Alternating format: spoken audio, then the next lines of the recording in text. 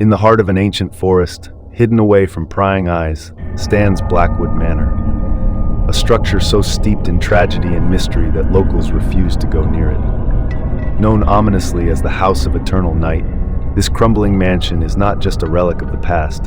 It is a place where time seems to stand still, where the echoes of sorrow, despair, and something far darker linger within its decaying walls. For over 150 years, the house has been the subject of fearful whispers and chilling tales. Stories of ghostly figures, mysterious disappearances, and unexplainable phenomena have shrouded this house in a veil of terror, making it one of the most infamous haunted houses in history. But what happened here, and why does the house still hold such a malevolent grip on all who encounter it? The story begins in the mid-1800s when Thomas Blackwood, a wealthy businessman with grand ambitions, built the manor as a sanctuary for his family. It was meant to be a place of safety and comfort, far removed from the chaos of the industrial cities. The house itself was a marvel of Gothic architecture, with towering spires, intricate stonework, and stained glass windows that reflected light in vibrant colors during the day. Inside, it boasted luxurious furnishings, sprawling staircases, and vast halls that spoke of wealth and prestige. For a time, the Blackwood family, Thomas, his wife Eleanor, and their two children, Margaret and Edward, seemed to live a charmed life.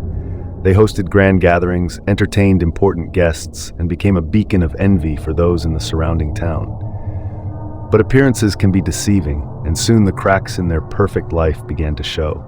It started with whispers. Soft, inaudible murmurs that seemed to echo through the hallways late at night. The servants dismissed them at first, attributing the sounds to the creaking of the old house. But as the days turned into weeks, the whispers grew louder, more distinct.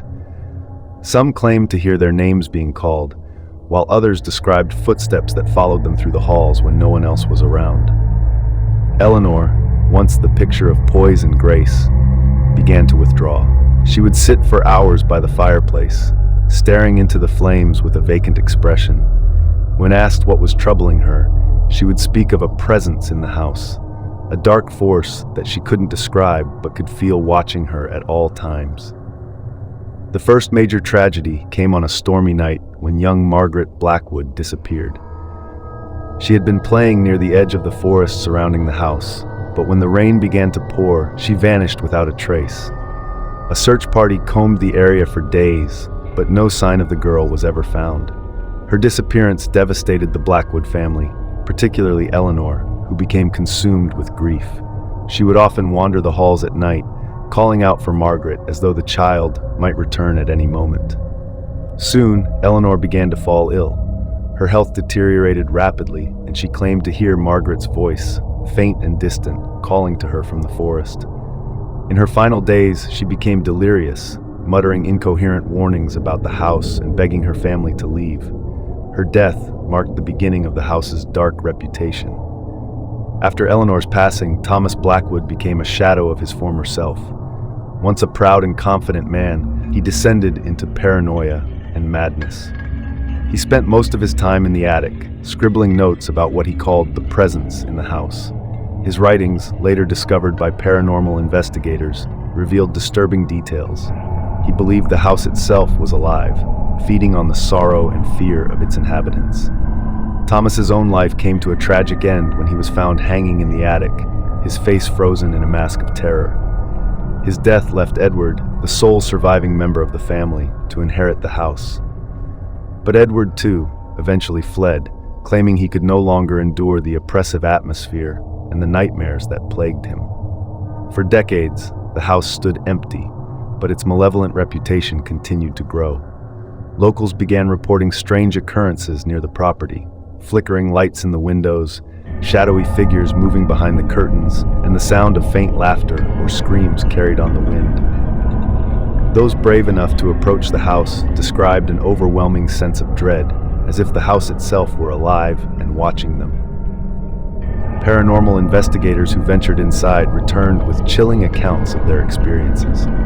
Some described rooms that would suddenly turn ice cold, while others reported hearing disembodied voices whispering in their ears. One team captured an EVP, electronic voice phenomena, where a faint voice could be heard saying, "Get out." The most disturbing footage came from a group exploring the basement, a dark and suffocating space said to house the mansion's darkest secrets. As they descended the stairs, their cameras captured fleeting shadows darting across the walls, followed by a loud, bone-chilling scream. Moments later, the recording abruptly ended, and the investigators fled, refusing to speak of what they had encountered. The basement, in particular, is said to be the epicenter of the house's paranormal activity. Some believe it was once used for secret rituals by Thomas Blackwood in his desperate attempt to contact the spirit of his daughter. Others speculate it is a burial site for the many who perished on the property, their restless spirits now bound to the house. The walls of the basement are covered in scratch marks, as though someone or something had tried to claw their way out. Visitors often report feeling an oppressive force in this space, as if they are being watched or followed. But the horrors of Blackwood Manor don't end when you leave its grounds. Many who have visited the house claim it leaves a mark on them, an invisible curse that lingers long after they've gone. They speak of nightmares filled with shadowy figures and ghostly whispers, of objects moving on their own in their homes, and of a chilling sensation that someone or something is always watching. It's as if the house refuses to let its visitors go, tethering a part of their soul to its malevolent energy. So what is the truth behind the House of Eternal Night? Is it cursed by the tragedies of the Blackwood family, their restless spirits forever bound to its halls? Or is it something far darker, an ancient, malevolent force that has claimed the house as its own? Perhaps we'll never know. What we do know is this: the Blackwood Manor stands as a grim reminder of the thin veil between our world and the unknown, a place where the living and the dead are forever intertwined. Enter at your own risk, but be warned, you may never leave the same.